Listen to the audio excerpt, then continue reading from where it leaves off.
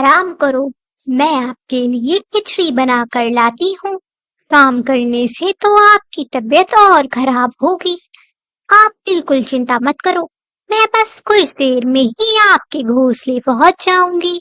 आपकी इतनी तबीयत खराब हो गई, अगर मिट्ठू मौसा मुझे नहीं बताते तो मुझे तो पता ही नहीं चलता। नहीं नहीं बेटा, तुम क्या करोगी इतनी दूर आ करके? वैसे भी मैं अब ठीक हूँ, बस थोड़ी सी खांसी आ रही है और तुम इतनी परेशान हो जाओगी। अरे माँ, ये तो मेरा फर्ज है, इसमें परेशानी वाली क्या बात है।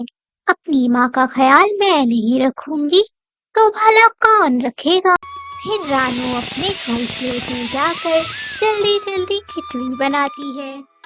खिचड़ी लेकर दूसरे जंगल को निकल जाती है। थोड़ी दूर जाने के बाद उसे रास्ते में कालू और गौरी मिलते हैं। रानो, सुबह सुबह कहाँ जा रही हो? गौरी, मेरी माँ बीमार है, इसीलिए मैंने उनके लिए खिचड़ी बनाई है और ये लेकर मैं दूसरे जंगल जा रही हूँ। अच्छा, तभी मैं कहूँ ये खिचड़ी की खुशबू कहाँ से आ रही है? खिचड़ी की खुशबू तो बहुत स्वादिष्ट लग रही है। एक काम करो, ये खिचड़ी तुम मुझे दे दो, अपनी माँ के लिए तुम दूसरी बना लो। ये तुम क्या कह रही हो गौरी? मेरी माँ बीमार है और मैंने उनसे वादा किया है, मुझे जल्द से जल्द ये खिचड़ी अपनी माँ के पास पहुँचानी है। रानो, मुझे खिचड़ी बहुत पसंद है और तुम्हें तो पता है, मुझे जो चीज पसंद आ जाती है मैं वो छोड़ती नहीं। ऐसा बोलकर गौरी रानू की खिचड़ी छीन लेती है। गौरी, ऐसा मत करो, मैं अपनी माँ को जल्द से जल्द खिचड़ी पहुँचाना चाहती हूँ। पर गौरी एक ना सुनती और रानू की खिचड़ी लेकर वहाँ से चली जाती। हे ऊपर वाले, अब मैं क्या करूँ? ये गौरी तो अपनी हरकतों से बाज नहीं आती। अब तो मेरे पास इतने पैसे भी नहीं कि मैं सामान लाकर दोबारा खिचड़ी बना लूं। टूनी की ये बातें एक घना वृक्ष सुन रहा होता है। चिड़िया, तुम परेशान मत हो, मैं तुम्हारी मदद करूंगा। रानू इधर उधर देखती है पर उसे कोई नजर नहीं आता।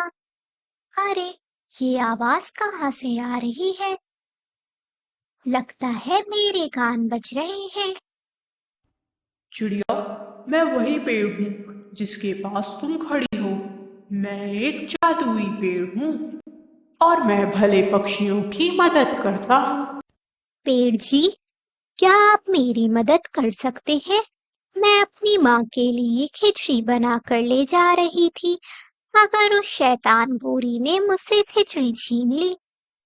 मैं तुम्हें एक जादुई मटका दे रहा हूँ, जिससे तुम जो मांगोगी वो तुम्हें मिल जाएगा।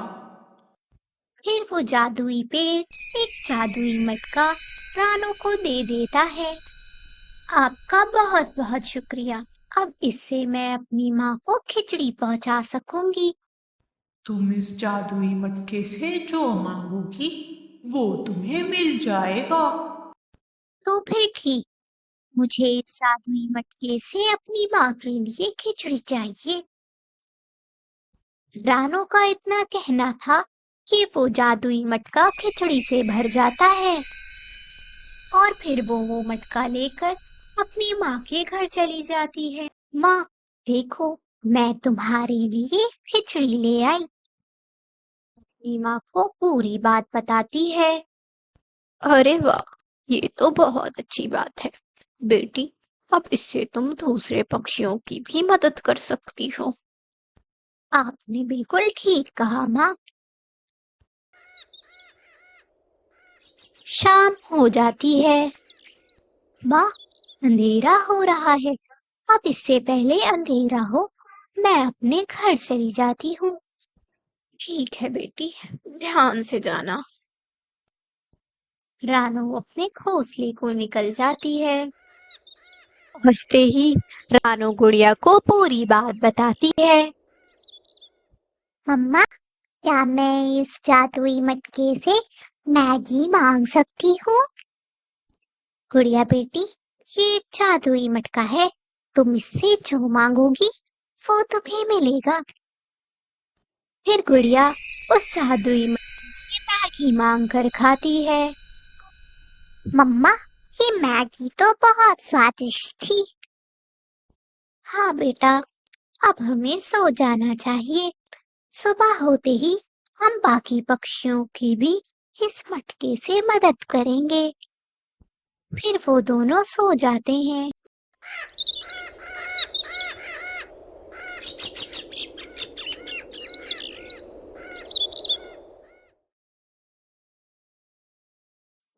गुड़िया, आप जाकर बाकी पक्षियों को यहाँ ले आओ, फिर मैं उनकी इस मटके से भूख मिटा दूंगी।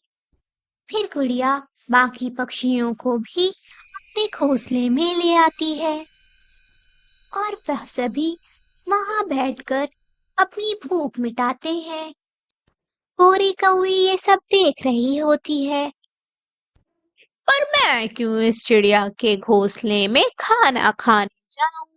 क्यों ना मैं इसके जादुई मटके को ही चुरा लूं?